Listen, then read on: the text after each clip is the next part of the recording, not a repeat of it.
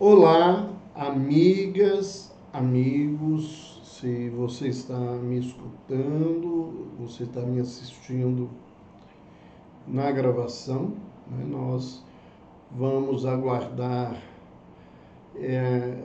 as pessoas serem informadas que o vídeo já iniciou ao vivo. Estamos aí recebendo já alguns companheiros, a Verinha, Tainá, a Mirtes, a Marisa Abreu, Paulinho Gonçalves, boa noite, Paulo. A Ana Maria de Lima, a Leia Chaves, boa noite. Boa noite, Anibe 1958. Aníbal, boa noite. Raio de Sol, João Paulo, Mônica, boa noite para todos. Nós estamos aí muito felizes de estar recebendo vocês. Vamos aguardar a entrada, Andréia, Sandra, Mil Scorpion. Vamos lá. A Lúcia Pimenta, boa noite. Raimundo Maia, boa noite. Boa noite aí o pessoal de Sete Lagoas, né? Boa noite, Silvana, Jana, Rosário. Boa noite, gente. Vamos iniciar hoje a nossa live. Estamos vendo aí a presença de algumas pessoas que talvez não nos conheçam. Para quem não me conhece, meu nome é Roberto Lúcio Vieira de Souza.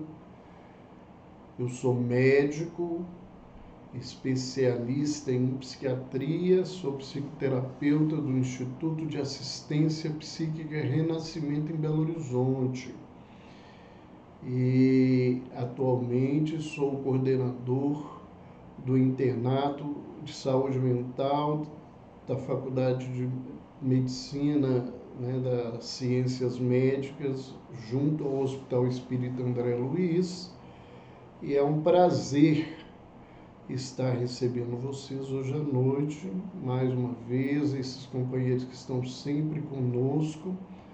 E nós hoje vamos falar de um tema muito especial e vamos falar também, né, da importância desse tema e da proposta que nós trazemos para aqueles que vivem esse desafio, seja como familiar, seja como doente, seja como profissional, como cuidador na área de saúde mental.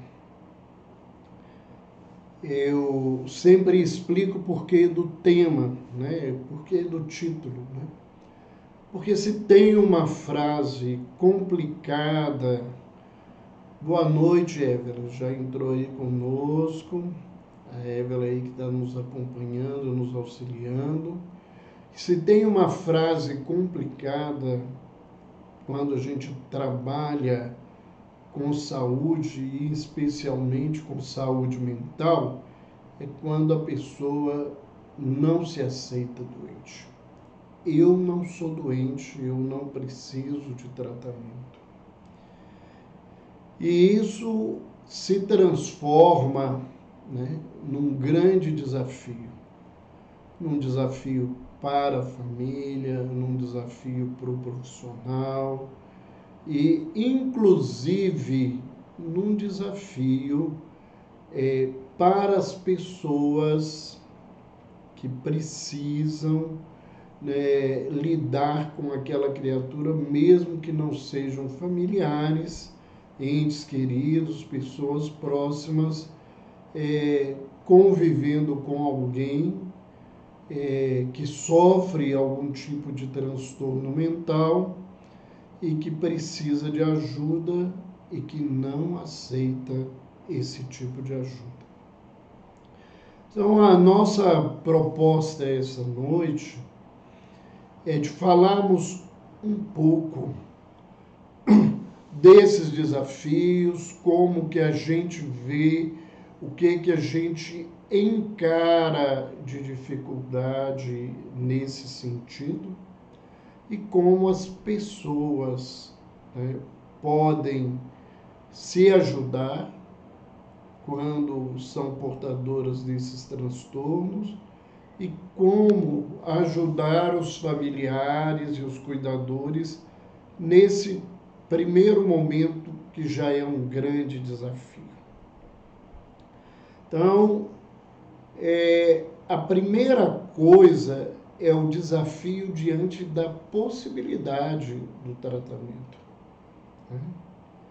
Quando as pessoas deparam com alguém, né, ou a própria pessoa depara com manifestações emocionais, pensamentos, sentimentos que ela desconhecia, que não estavam presentes até então na sua vida, ou que ela não consegue entender naquele momento, né? Já começa o desafio. Né? Primeiro, porque a grande maioria das pessoas desconhecem o que sejam os transtornos mentais. Pode parecer estranho ou até certo grau aí de arrogância de nós, os profissionais de saúde mental, mas mesmo muitos profissionais da área de saúde, sejam eles médicos, sejam eles enfermeiros, de outras áreas que não os profissionais que lidam diretamente com os transtornos psíquicos, não entendem, não conhecem e muitas vezes não sabem o que fazer diante dessa situação. Então, neste sentido, nesse contexto, né, são muitas pessoas ignorantes. E quando a gente fala disso, nós não estamos ofendendo as pessoas. A palavra ignorante, ela significa que a pessoa ignora o assunto. Ela não tem conhecimento sobre o assunto. E o que a gente vê e o que a gente convive muitas vezes são com pessoas, né, que se assustam e que até interpretam, né, a doença mental de uma maneira inadequada, trazendo a leitura de outras doenças ou interpretando moralmente a conduta daquela pessoa. Um exemplo interessante disso são as pessoas que apresentam crise de pânico.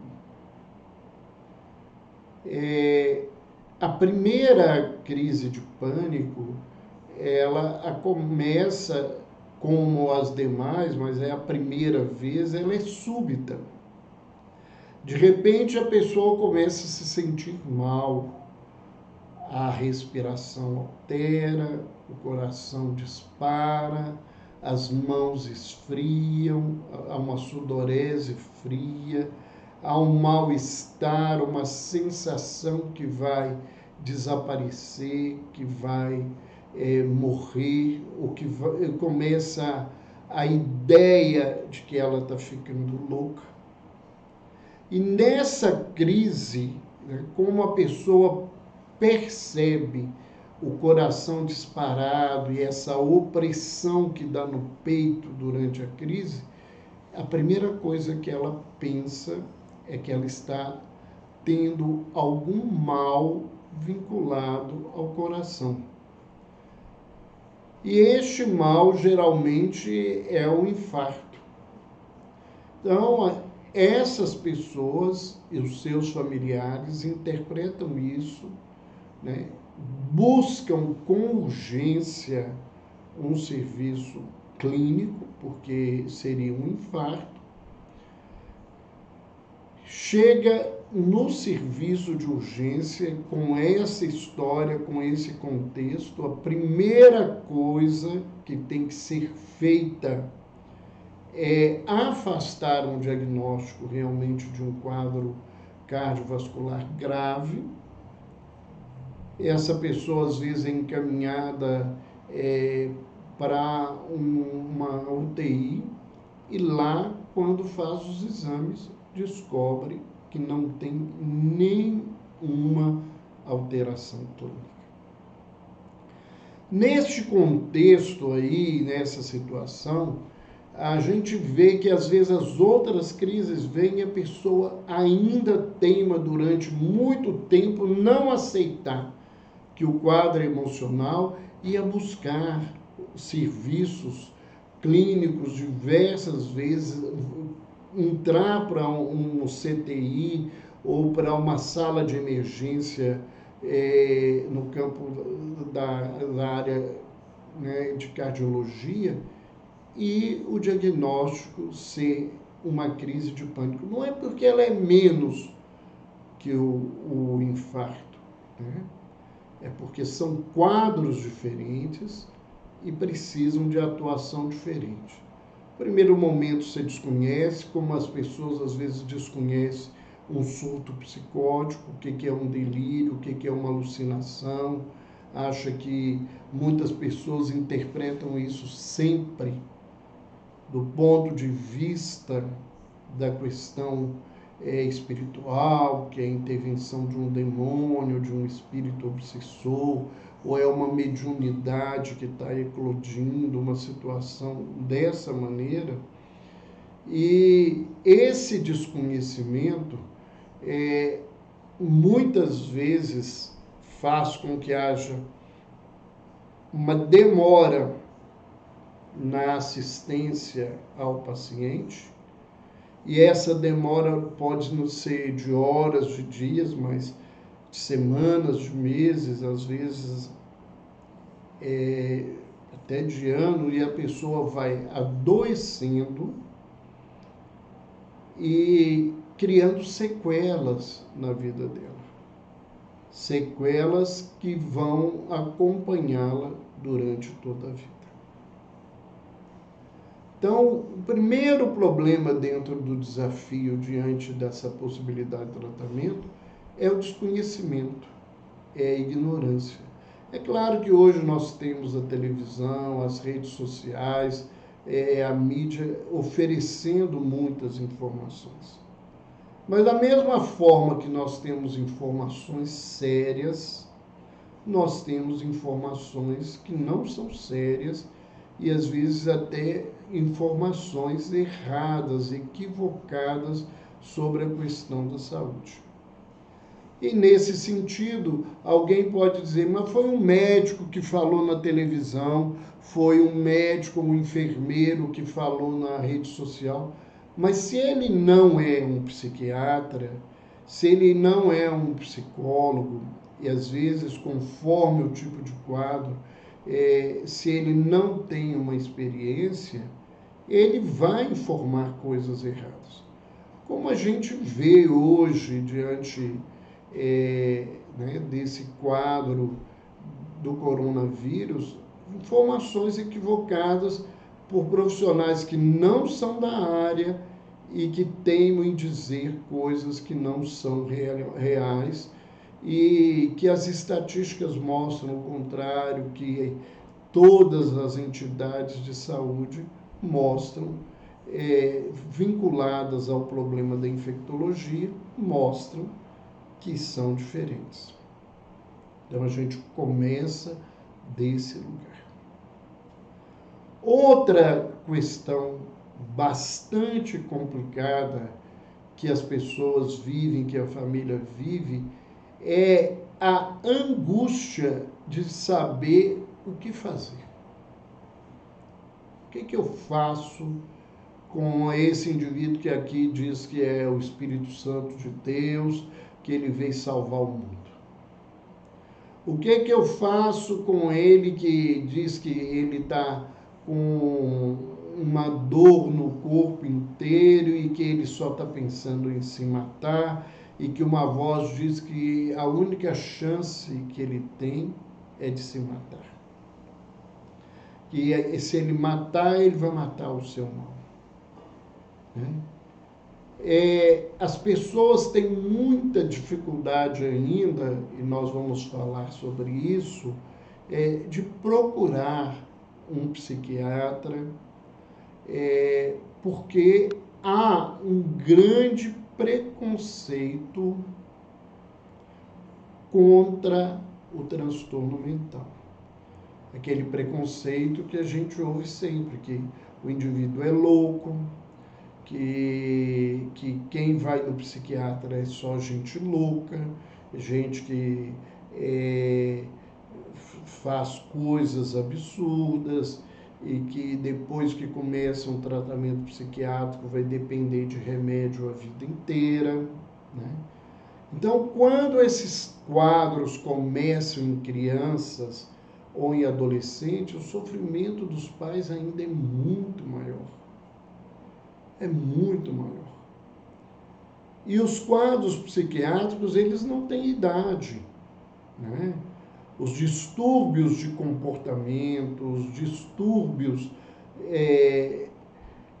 que envolvem ansiedade, depressão, alterações do pensamento, alterações da senso-percepção, do que se percebe na vida, podem acontecer a todo momento. Uma criança pode ter um surto psicótico, pode ter sintomas de depressão, pode ter ideias de autoextermínio, pode tentar suicídio se ela não for auxiliada, né? Então, isso tudo é muito complexo para as pessoas e as pessoas aí vão a um clínico, vão a um neurologista, há uma confusão muito grande.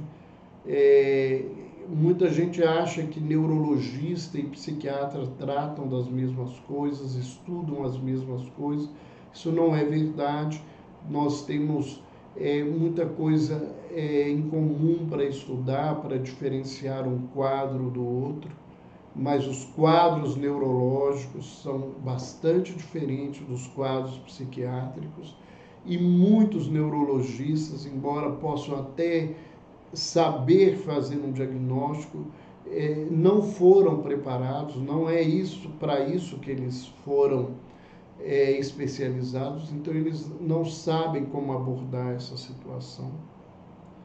Então isso é bastante complexo, né? Em que lugar buscar, se vai para um hospital, se tem que procurar um consultório, se tem que procurar um pronto-socorro, né? Então, geralmente, se o quadro está grave, tem agitação, tem agressividade, tem ideia de morte, a situação está sem controle, nós vamos ter que buscar um serviço de urgência para avaliar esses pacientes. E os serviços de urgência, né, no setor público, nós temos CERSANs que às vezes funcionam 24 horas por dia, né, que deveria ser assim, embora nem sempre isso aconteça. Temos instituições de psiquiatria pública que têm pronto atendimento 24 horas. E existem hospitais psiquiátricos, sejam eles particulares ou filantrópicos, que têm pronto atendimento de 24 horas, e todos esses serviços que têm esse pronto atendimento devem ter um psiquiatra de plantão, né? E para que esse profissional possa avaliar e fazer um diagnóstico, porque o diagnóstico é um ato médico. né? E o psiquiatra é quem tem essa especialização para fazer a diferenciação de um quadro depressivo, com um transtorno bipolar, de um quadro esquizofrênico, de uma psicose por álcool ou uma psicose por drogas, né? Saber avaliar se aquele sintoma de ideia de autoextermínio está ligado simplesmente com um processo depressivo ou com um transtorno de personalidade que se associa a um quadro de depressão, o que agrava mais a situação. Então, essa é a primeira questão. Se há como aguardar, ou se no lugar onde você está não tem esse tipo de assistência, vai ter que se buscar um serviço de urgência como um pronto-socorro, sem necessariamente encontrar um profissional da psiquiatria nesse lugar. Outra situação que a gente convive muito grande, que é o título da nossa fala aqui hoje, é o sentimento de negação diante da doença mental. Então, muitas pessoas que estão com sintomas não aceitam que isso seja um sintoma do psiquiátrico, então não quer ajuda, né? E essa negação pode ser simplesmente por ignorância, mas muitas vezes ela é movida pelos preconceitos da sociedade, ela é movida pelo orgulho, pela vaidade, né? Muitas pessoas não procuram um hospital psiquiátrico, porque se alguém descobrir que eu fui a um hospital psiquiátrico, o que isso vai se transformar, o que isso vai se fazer na vida da pessoa.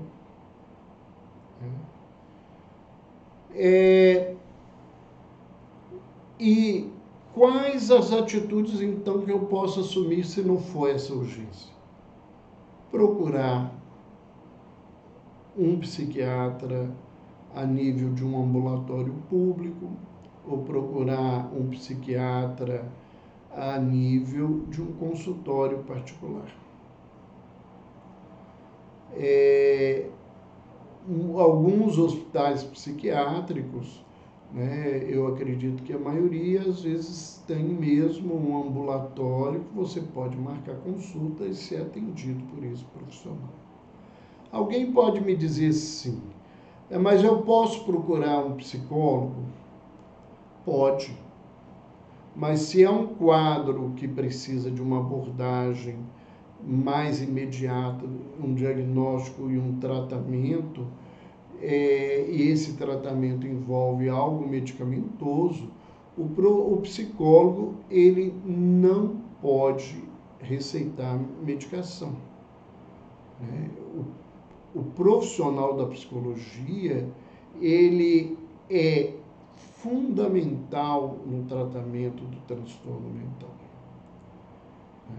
E aí alguém pode perguntar, mas por que eles não são acionados sempre? Olha, às vezes não é por falta de indicação médica, é por uma questão do acesso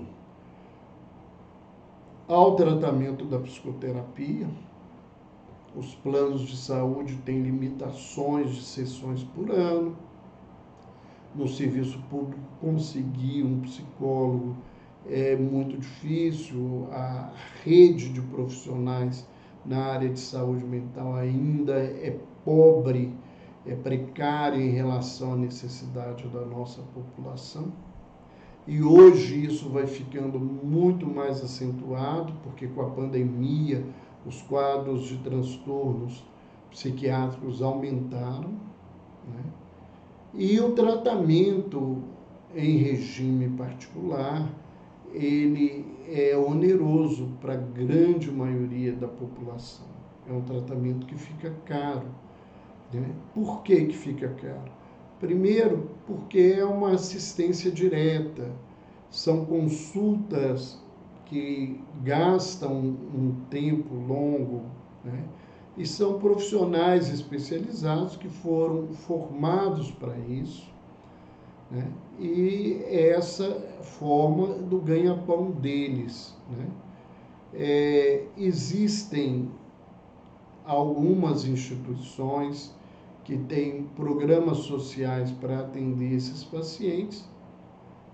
Muitos médicos sabem orientar essa situação ou orientar, inclusive, aonde se consegue esse tratamento, mas a procura é muito grande e, às vezes, para atender a demanda, isso demora mais tempo.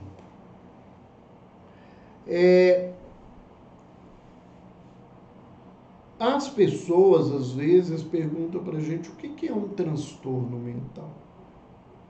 É a mesma coisa que uma doença mental. Por que só trocou a palavra? Vamos pensar o seguinte, né? Por que houve essa troca? A palavra doença, né, em psiquiatria, ela é imprópria, porque doença em medicina, você fala de um conhecimento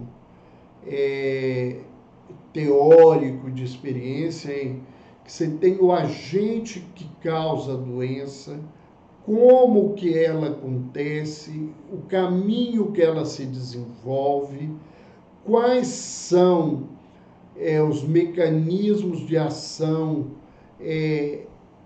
que os medicamentos vão ter, quanto tempo vai se gastar do tratamento para que a pessoa chegue à questão da cura.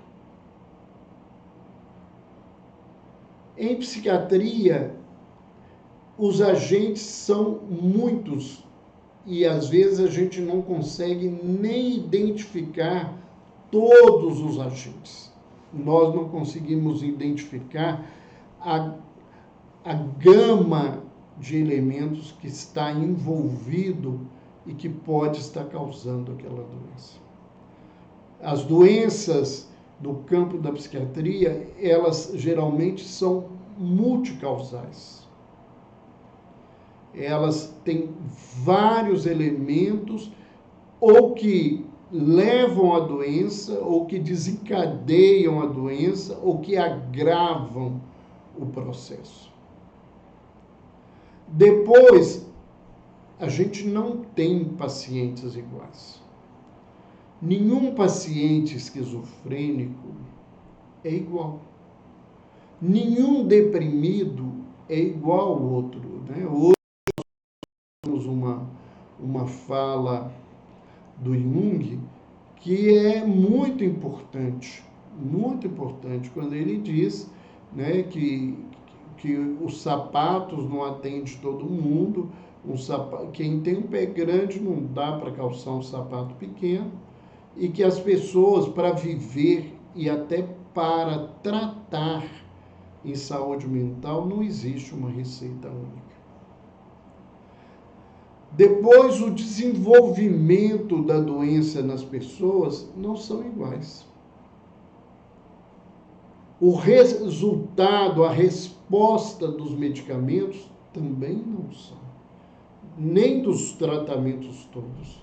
Sejam eles biológicos, psicoterápicos ou farmacológicos, se use a alopatia, a homeopatia, nada disso, né, ou a acupuntura, nada disso sozinho resolve, e às vezes o que resolve para um que tem um diagnóstico semelhante não resolve para o outro.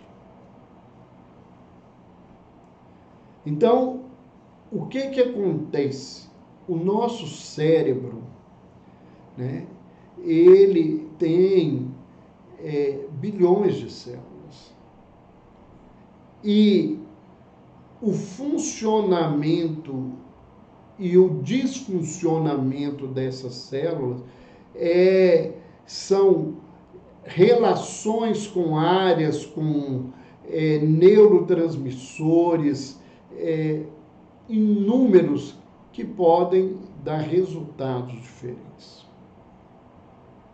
Então, você não chama de doença, porque não segue esse caminho. Se você pega alguém que tem doença de Chagas, você vai saber o que vai acontecer com ele, se ele se tratar ou não se tratar. Né? Há todo um conhecimento sobre isso. Hoje, embora a psiquiatria seja muito nova, né, é uma ciência do ponto de vista da farmacologia, nós não temos, na verdade, nem 80 anos que surgiu o primeiro psicofármaco. O primeiro psicofármaco, na verdade, surgiu na década de 50 para 60, né? E até então nós não tínhamos um medicamento específico para tratar um transtorno mental. Então, isso é muito novo. Então, esse entendimento também, ele envolve as posturas das pessoas. Tem gente que acha que todo doente mental, isso é frescura, só tem loucura e frescura. Depressão é frescura, ansiedade é frescura, transtorno de personalidade é mau caráter, tem que fazer justiça contra os comportamentos dessas pessoas. E tem gente que rasga dinheiro, faz isso, faz aquilo, que é louco, e isso aí não tem solução. É uma leitura rasa, mas é uma leitura verdadeira, e é raro a família que não tem pessoas com essa leitura. Pais que têm filhos com essa leitura, irmãos, né, avós, marido, mulher, que tem leitura desse jeito, nesse contexto, nesse lugar. Então, eu não tenho como mudar essas coisas se as pessoas não quiserem mudar. Eu posso dar uma aula para a criatura e ela sair de lá e continuar achando que a mãe dela, que está deprimida e querendo se matar, que aquilo tudo é frescura. Ou, se a mãe é uma fanática religiosa, que aquilo tudo é espiritual, que é a ação do demônio, a ação dos espíritos, obsessores, é porque a pessoa não frequenta a igreja, porque ela não desenvolve a mediunidade, né? E ela não vai mudar, não vai mudar. Eu conheço pessoas que me escutam, e eu não sou ninguém especial, me escutam há anos falar sobre isso dentro do movimento espírita e que continuam achando que tudo é obsessão, que tudo é mediunidade. Por mais que a gente fale, por mais que estude, a pessoa continua nesse lugar. Então, existe uma postura individual, né? E tem aquelas pessoas que a ignorância humana, se veio, tem que ir embora como veio. Ou pessoas que, diante do custo do tratamento, tanto o custo financeiro quanto o custo emocional e de cuidados, prefere abandonar o indivíduo porque vai dar muito trabalho na vida dele. Nós temos posturas coletivas, nós temos aí escolas filosóficas, escolas psicológicas, que inclusive questionam a existência dos quadros de transtorno psicótico, que isso é uma invenção da sociedade. Doenças que existiram por toda a história da humanidade, estão relatadas na história da humanidade, que isso é criação social. E que não tratam essas pessoas adequadamente, falam de um tratamento humano que é desumano, porque quem conhece e estuda a ciência sabe Se você mantém o indivíduo no delírio e na alucinação, ele vai sequelar, ele vai ficar, do ponto de vista da vida, comprometido. E aí eles se associam aos pacientes que não querem tratar e não querem aceitar a doença deles, aí vira uma festa, né? Porque junta a fome com a vontade de comer, e as pessoas que estão ao lado, vendo o sofrimento e vendo as perdas, não dão conta de adentrar, e um sustenta o outro, e isso se complica profundamente para o tratamento de saúde mental. Então vamos ver, né, que nesse contexto as coisas são de escolhas, né? Existem inúmeras abordagens sobre transtorno mental do ponto de vista teórico. Temos teorias biológicas que acham que tudo é fruto só do pensamento, do cérebro, do corpo, que você tem que tomar remédio, tem que agir no corpo que vai resolver, e que a gente sabe que não é verdade, não é só isso, né? A gente não tem como abordar essas coisas dessa maneira só. Tem gente que acha que tudo é psíquico, tudo que é emocional, né? Que as pessoas às vezes estão falando de uma dor que vem o tempo todo e que não se sabe onde que isso é emocional. Eu já contei numa das minhas palestras, já falei muitas vezes sobre isso, de um caso que eu recebi no Hospital André Luiz, de uma senhora que estava com dor, que não sabia explicar, que ela estava sentindo muita dor e ela confusa. E o neto, que estudava psicologia, estava no momento estudando muito sobre neurose, sobre projeção, essa coisa. Levou para um profissional que acreditou que aquilo era a projeção de algum trauma da vida dela, e durante algumas semanas tentou hipnotizá-la para que ela pudesse descobrir qual é o trauma para desaparecer a dor. E ela me chega no Hospital Espírita André Luiz, aqui em Belo Horizonte, eu atendendo no ambulatório, e aos berros, gritando. Eu pedi um exame de tomografia, na época era o que a gente achava, tinha possibilidade, não tinha nem ressonância. E quando veio o resultado da tomografia, o trauma tinha o tamanho de um limão. Ela estava com um tumor cerebral. Então a gente tem que ter muito cuidado para essa questão. Tem essa questão da teoria social, né, que envolve alguns desses que acreditam que não existe doença, que a doença é um problema social. Nós não podemos esquecer que eu não estou dizendo que essas coisas todas aqui não existem, mas elas não são únicas. E a gente não pode ter uma visão unilateral. Tem gente que acha que tudo é espiritual, né? E tem abordagens que associam a tudo isso, e hoje nós temos a psiquiatria integrativa, né?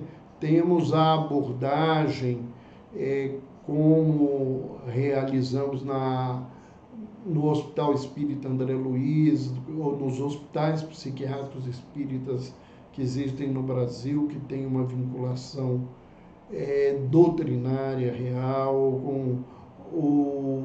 dentro da Associação Médico Espírita, que é uma abordagem biopsíquico sócio-espiritual, que envolve todo esse processo que está aí há já alguns anos, e que hoje a psiquiatria moderna traz essa visão da psiquiatria integrativa, que é, de alguma forma, uma denominação daquilo que se realizava há mais tempo, né? Então, Um fator que agrava muito isso é a psicofobia. A psicofobia é o termo utilizado atualmente para se referir ao preconceito contra portadores e contra os transtornos mentais. Preconceito é uma opinião em determinado tema sem uma reflexão adequada e sem avaliação crítica. E preconceito existe em todas as áreas e o nosso mundo convive sempre, né, nesse contexto, né? Então nós temos que lembrar, né, e a Lau está nos falando aqui que tudo, nunca e sempre não são ciências. Ciência é um pouco de cada coisa.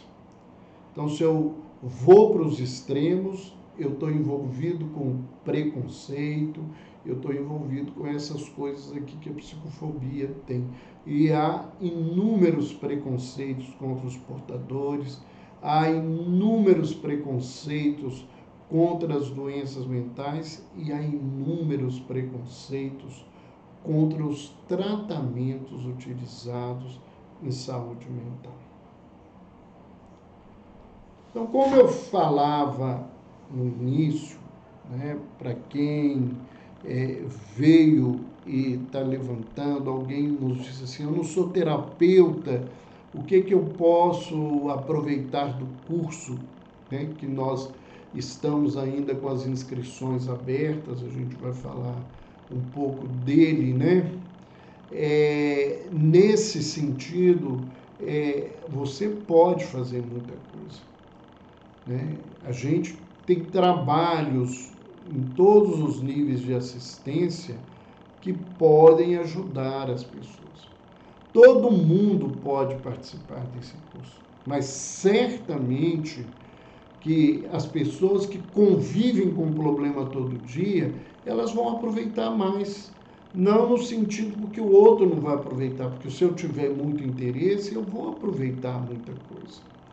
Mas as pessoas que estão vivendo os problemas, né, ter um paciente psiquiátrico em casa é um desafio. É um desafio. Né? De vez em quando a gente brinca entre profissionais conforme a situação, lembrando um familiar e um paciente muito difícil, a gente brinca com uma expressão popular, assim, esse aí vai furar o chão do céu, vai chegar lá direto, porque é um teste de paciência, de renúncia, de persistência constante. E o que nos preocupa muito é porque muitas vezes o familiar que vive essa dor, ele não tem espaço, nem na família, em nenhum lugar, para poder falar disso na vida dele.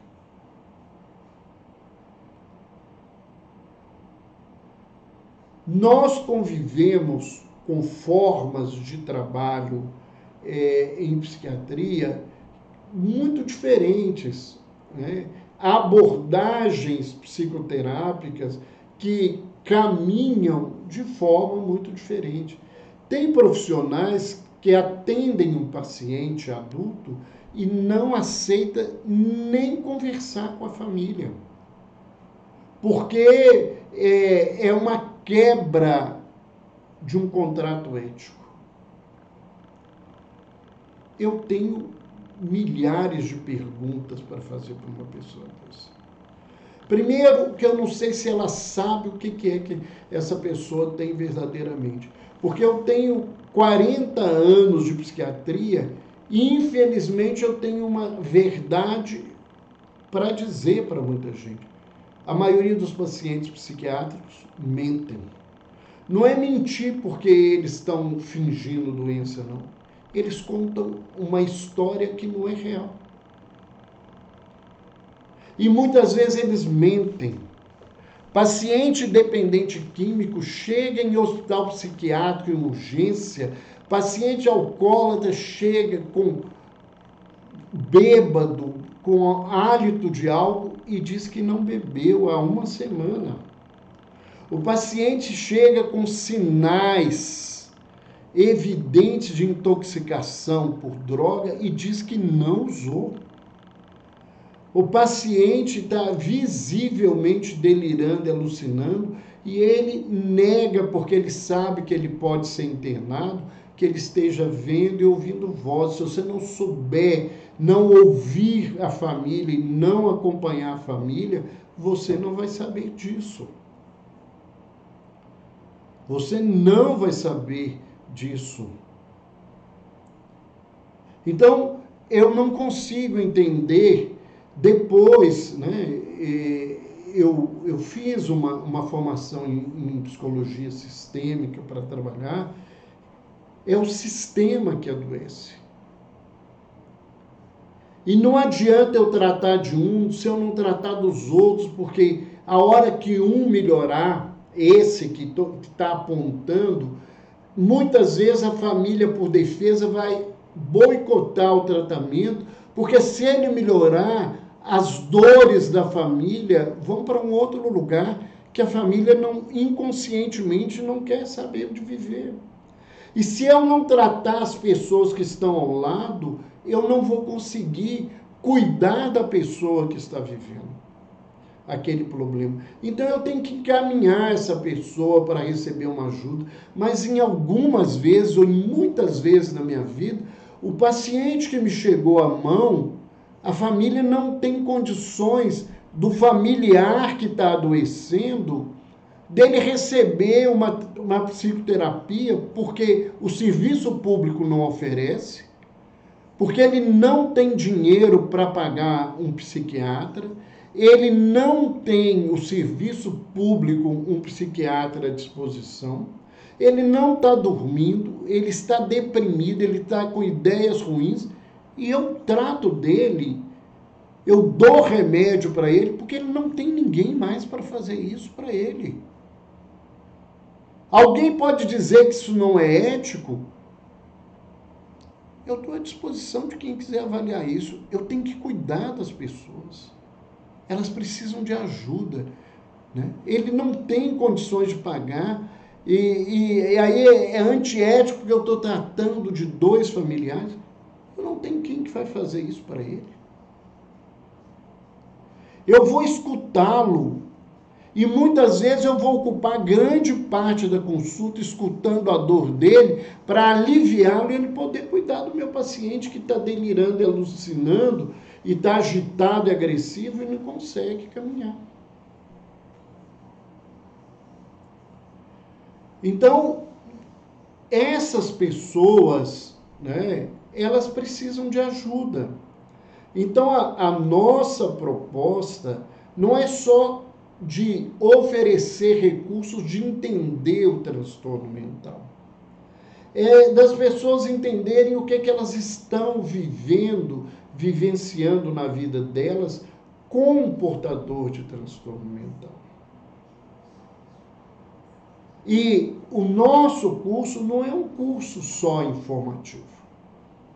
Além das aulas, né, que já foram gravadas, muitas já estão editadas, outras estão terminando a edição, porque o nosso curso vai ser lançado, vai iniciar a partir do dia 1º de outubro. E todas as pessoas que se inscreveram ou se inscreverem no curso vão ter 3 meses para 24 horas por dia assistirem todas as aulas. E além disso, nós vamos ter 4 encontros presenciais para esclarecer dúvidas, responder as perguntas, ouvir as experiências, trocar essas experiências para ajudar as pessoas. E ao final, eu ainda vou ter uma aula bônus, que é sobre os pacientes portadores de depressão, que é um dos quadros que tem assolado o mundo, é uma das doenças mais graves que tem na humanidade hoje. fora hoje a questão da pandemia, mas a realidade da Organização Mundial de Saúde, até 2025 a depressão vai ser a terceira maior causa de adoecimento no mundo e de mortalidade no mundo. Lembrando que nós ainda estamos no Setembro Amarelo e que aproximadamente 75% das pessoas que tentam ou se matam, elas estavam num quadro de depressão.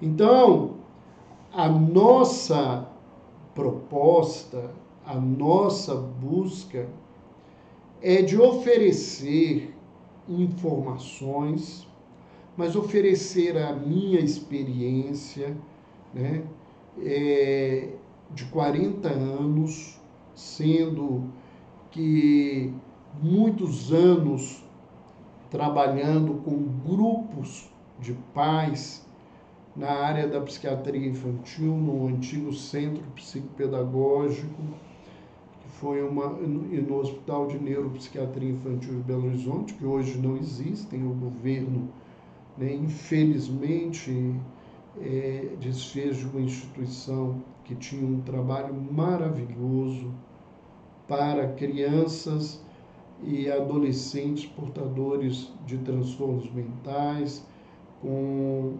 profissionais de todas as áreas, com uma assistência maravilhosa, né? Eu posso dizer, trabalhei muitos anos, tive a oportunidade de estagiar em todas as áreas de atendimento da instituição, como aluno, como estagiário da instituição, conhecendo o que era psicoterapia, grupo familiar, ludoterapia, psicodrama, terapia ocupacional, arte-terapia,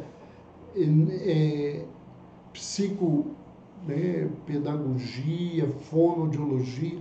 Tínhamos tudo isso, né, que se perdeu.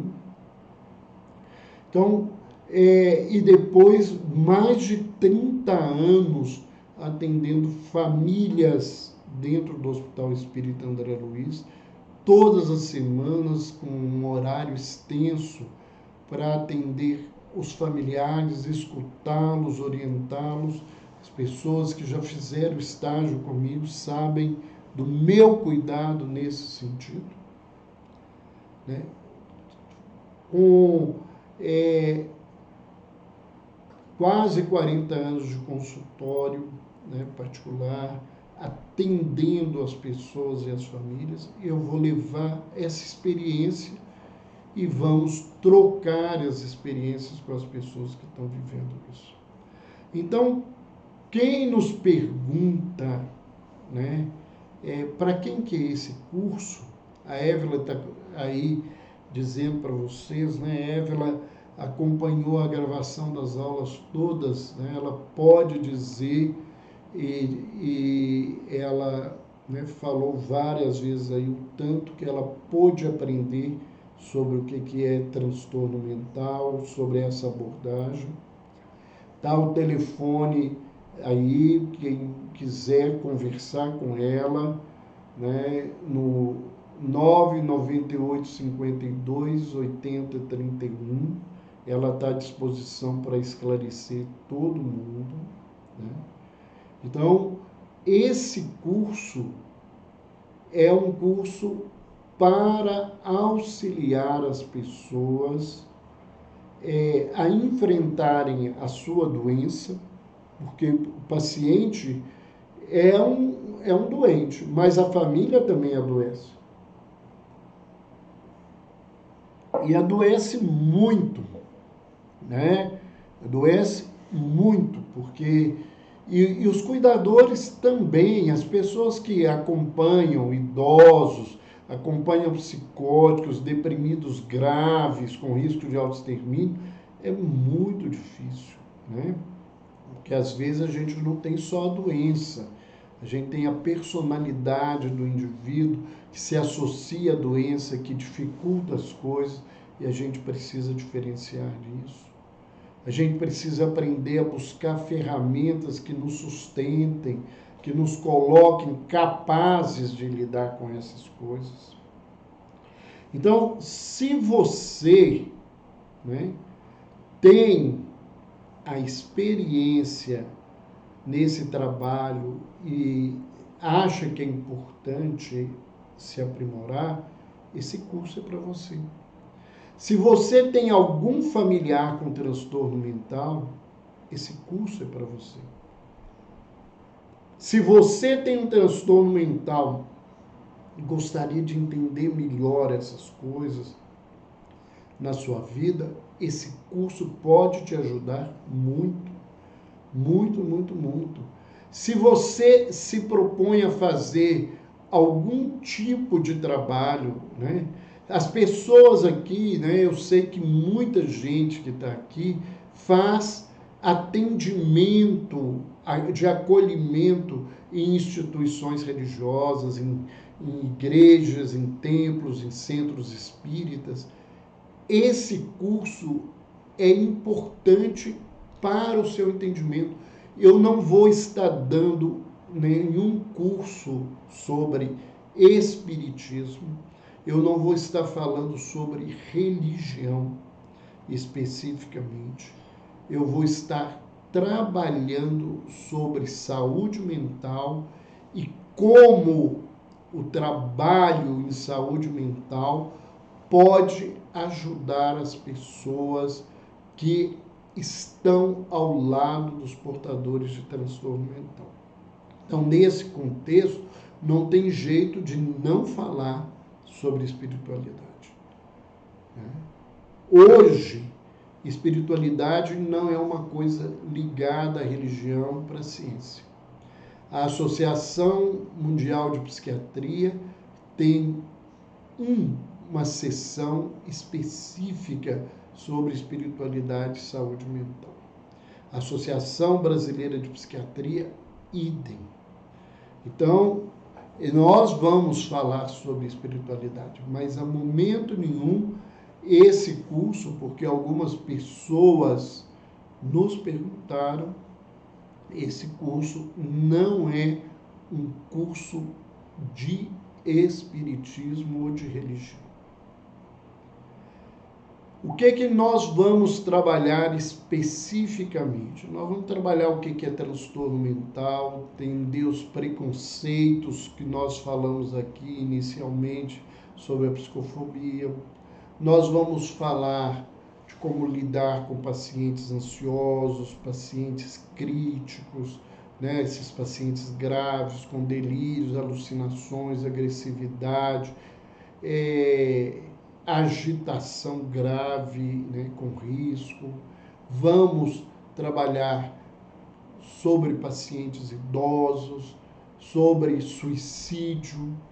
Vamos estar trabalhando sobre internação psiquiátrica, que é algo que desafia muito a família. Vamos estar falando e dando uma aula sobre eletroconvulsoterapia, porque é um tema extremamente cheio de preconceito, onde as pessoas recebem informações erradas. Muitos estudiosos que não são médicos,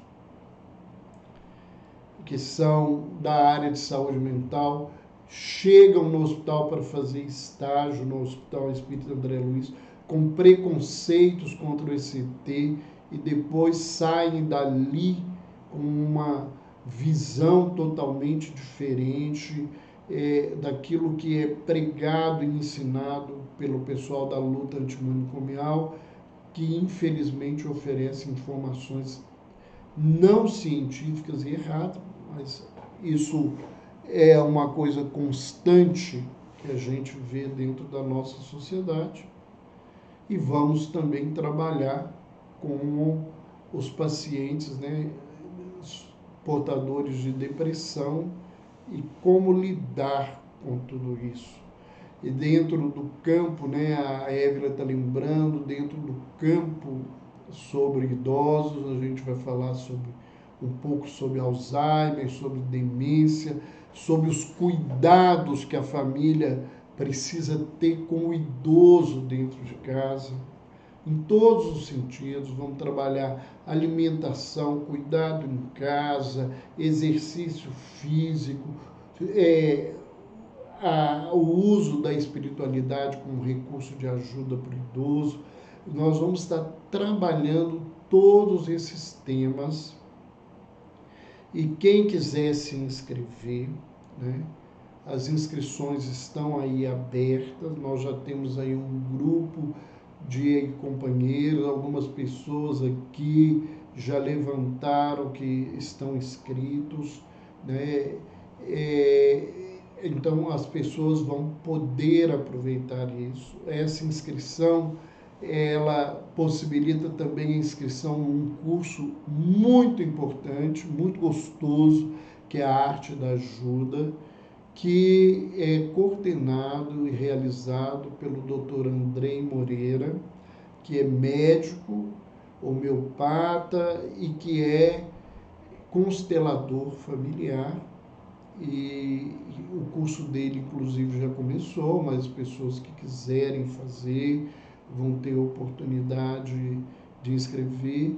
E essa inscrição pode ser feita para os dois cursos, ou para cursos separados, né?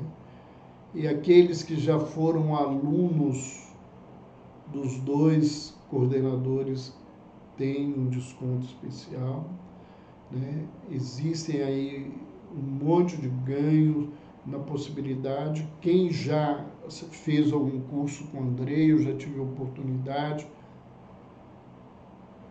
embora ele fale com todo mundo que a gente é o grande referencial dele, eu adoro, como eu falei com ele, com o Rossandro numa live que nós tivemos há pouco dos dias, que eu adoro ouvir e conversar com gente mais nova, com ideias novas, porque eu acho que a gente fica velho, porque a gente fica com as ideias velhas. E eu não tenho nenhum problema com meus cabelos brancos, não tenho problema nenhum com as marcas do rosto do tempo, mas eu não gostaria que a cabeça ficasse mais ranzinza, com mais rabugice do que ela está. Eu gostaria que eu pudesse me fazer mais jovem e ouvir as pessoas mais jovens, é muito importante. Então tem um combo, como diz a Evelyn aí, um combo perfeito, né? Todo mundo gosta muito de combo em loja de sanduíche, essas coisas todas. Nós estamos fazendo um combo de curso, a arte da ajuda e como ajudar familiares e cuidadores de portadores de transtorno mental. Então, era essa as nossas colocações. Deixa eu ver se eu não respondi alguma coisa. Eu queria ver aqui que algumas pessoas colocaram aqui, né? Olha que bom, Vivian Santos. Você é minha fã, eu também sou seu fã, menino. Seu fã do tempo da Globo, seu fã no hospital, do trabalho que você faz, fã acompanhando aí as suas coisas. Obrigado pela sua presença junto conosco. Alguém me perguntou, né, se ele poderia participar, se ele está inscrito, né? Eu lembro aqui mais uma vez isso. Alguém da área de educação nos perguntou se seria útil. Eu acho que pode ajudar, sim, muito, muito, muito. E quem quiser pode se inscrever diretamente no site www.andreimoreira.com, ou se precisar de informações de ajuda, a Evelyn está conosco aqui agora, no finalzinho aí terminando. Você pode ligar para ela hoje, pode ligar para ela amanhã, no WhatsApp né? O número do celular, né? O DDD é 31 99852 8031, né? Repetindo, né? 31 99852 8031, e é uma oportunidade, né? A Jane está falando que está ansiosa para começar, e eu estou ansioso para chegar o dia, o próximo dia, que eu acho que é o dia 5, quando é a nossa primeira conversa, a nossa primeira live, né? Eu não dia 9 de outubro, nós temos o nosso primeiro bate-papo, a nossa conversa.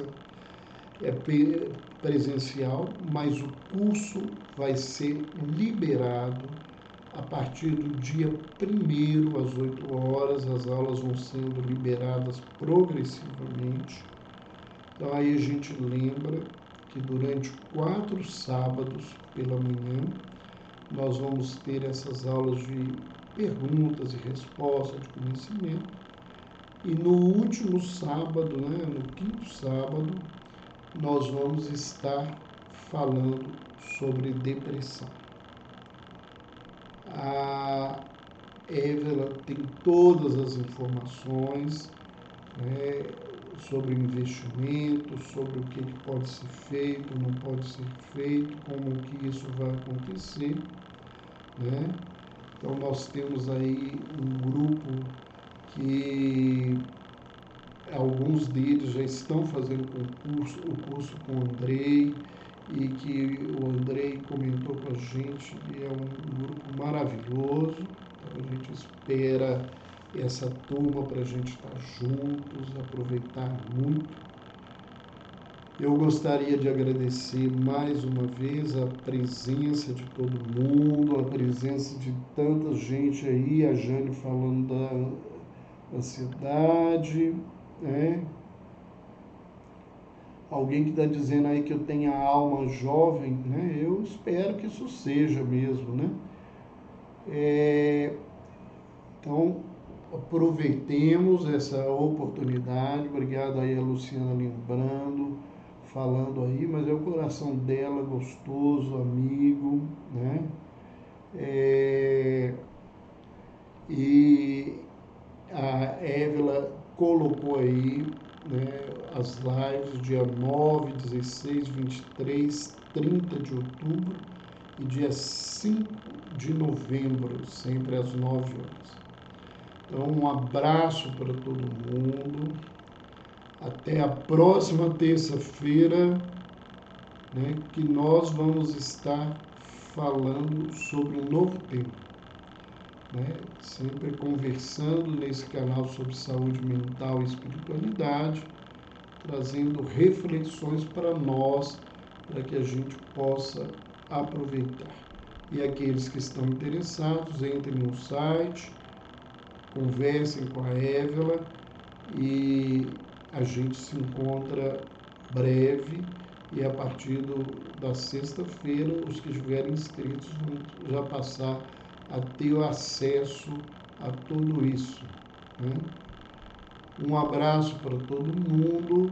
Obrigado a Aníbal pelo desejo de sucesso. Eu agradeço. Um beijo no coração.